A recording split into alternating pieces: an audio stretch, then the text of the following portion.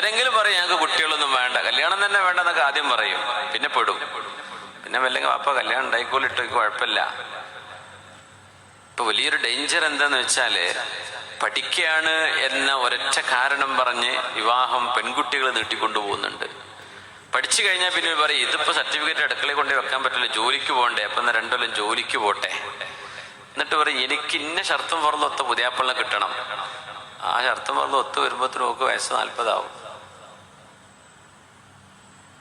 അങ്ങനെ ജീവിതത്തിന്റെ വലിയൊരു സൗഭാഗ്യത്തിന് വിശുദ്ധ നബിതങ്ങൾ എന്റെ ചര്യയാണ്, എന്റെ സുന്നത്താണ്, നിങ്ങൾ വിവാഹിതരാകണം എന്ന് പറഞ്ഞതിന് നമ്മൾ പല ഉടായിപ്പും പറഞ്ഞിട്ട് എന്ത് ചെയ്യും, അത് നഷ്ടപ്പെടുത്തി കളയും.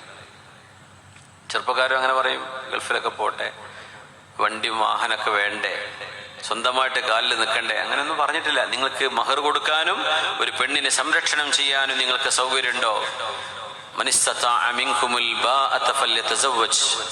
വിവാഹിതരാകാൻ കഴിയുന്ന ആളുകൾ, നിങ്ങൾക്കൊരു ജോലി ചെയ്ത് നിങ്ങൾക്ക് ഒരു പെണ്ണിന് അഭയം നൽകാൻ കഴിയുന്നോ, മഹർ കൊടുക്കാൻ പറ്റുന്നുണ്ടോ, നിങ്ങൾ വിവാഹം ചെയ്തിരിക്കണം.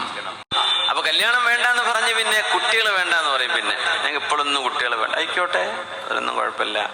പക്ഷെ എപ്പോഴെങ്കിലും കുട്ടികൾ വേണമായിരുന്നു എന്ന് മനുഷ്യന് ആഗ്രഹം വരുന്നൊരു സമയമുണ്ട്.